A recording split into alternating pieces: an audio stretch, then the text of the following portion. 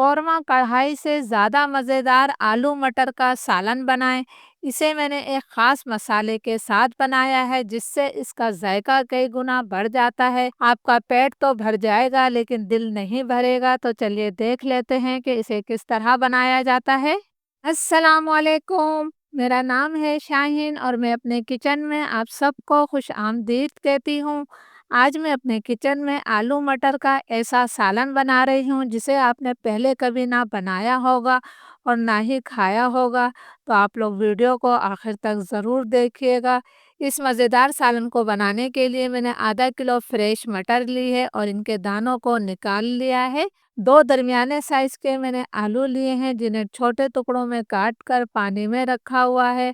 तो चलिए सबसे पहले हम एक मसाला बना लेते हैं। आलू मटर का सालन बनाने के लिए जो हम मसाला बनाएंगे इसके लिए मैंने 1 चाय का चम्मच नमक लिया है। 1 चाय का चम्मच ऊपर तक भरकर मैंने धनिया पाउडर लिया है। 1 चाय का चम्मच ही हम इसके अंदर लाल मिर्चों का पाउडर डाल देते हैं। क्वार्टर टी स्पून में इसके अंदर हल्दी पाउडर शामिल कर रही हूँ। 1 चाय का चम्मच में इसके अंदर बेसन शामिल कर रही हूँ। ये बहुत ही ख़ास चीज़ है। बेसन में क्यों डाल रही हूँ ये मैं आपको आगे जाकर बताऊंगी। अब हमने इसके अंदर क्वार्टर कप पानी शामिल कर देना है और तमाम मसालों को हम अच्छी तरह से मिक्स कर लेते हैं। मसालों को मैंने अच्छी तरह से मिक्स कर लिया है। मसाला हमारा तैयार है। आलू मटर का सालन बनाने के लिए मैंने क्वार्टर कप तेल लिया है। तेल की मिकदार आप अपनी मर्जी से कम या ज़्यादा कर सकते हैं। तेल को मैं गरम कर लेती हूँ। तेल गरम हो गया है तो अब मैं इसके अंदर आलू फ्राई करूँगी। आलू का तमाम पानी मैंने निकाल दिया है। फ्लेम मेरा मीडियम टू हाई है। मीडियम टू हाई फ्लेम पर हमने आलू को इतनी देर तक फ्राई करना है कि इस पर अच्छा सा गोल्डन ब्राउन कलर आ जाए। जब हम आलू फ्राई कर लेंगे तो हमारे सालन का जायका कई गुना बढ़ जाएगा। आलूओं पर बहुत ही प्यारा गोल्डन ब्राउन कलर आ गया है तो अब मैं तमाम आलू जो है तेल से वापस निकाल लेती हूँ। तमाम आलू मैंने निकाल लिए हैं। इन्हें हम साइड पर रख देते हैं। अब इसी तेल में मैं 1 चाय का चम्मच सफ़ेद ज़ीरा शामिल कर रही हूँ। ज़ीरे को हमने इतनी अच्छी तरह से फ्राई करना है कि ये कड़कड़ा जाए और तेल में इसकी खुशबू आ जाए।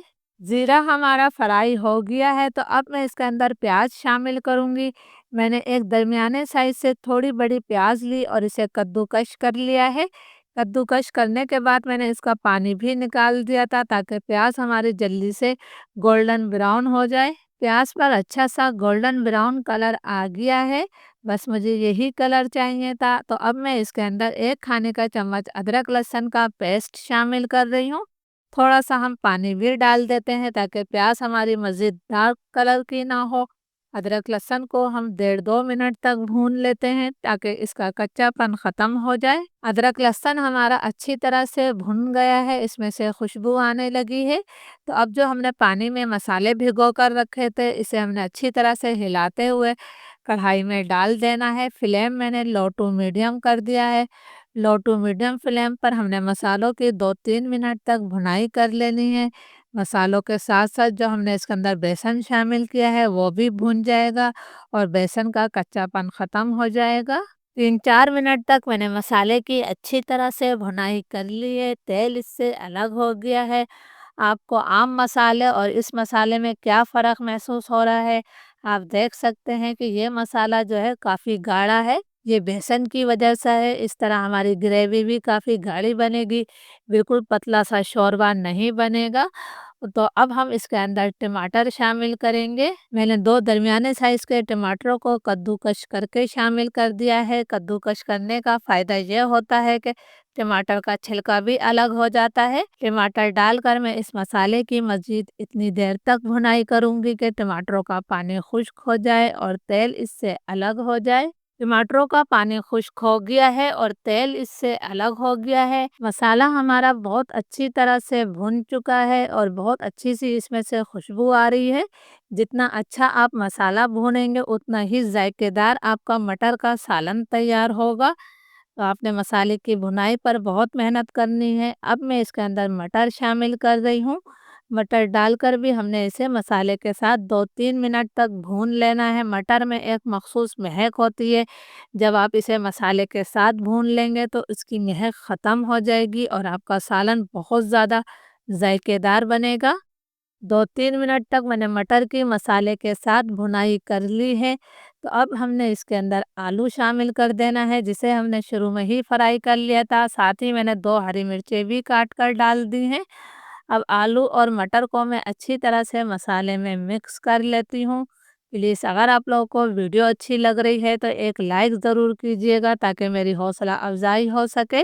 आलू मटर को मैंने अच्छी तरह से मसाले में मिक्स कर लिया है। तो अब हमने आलू मटर को गलाने के लिए इसमें पानी शामिल करना है। मैं 1 कप पानी शामिल कर रही हूँ। आप इसके अंदर आराम से 1.5 से 2 कप पानी भी डाल सकते हैं। इसे भी मैं हल्का सा मिक्स कर रही हूँ। फ्लेम में लो टू मीडियम कर रही हूँ। लो टू मीडियम फ्लेम पर हम इसे 12 से 15 मिनट तक पका लेते हैं।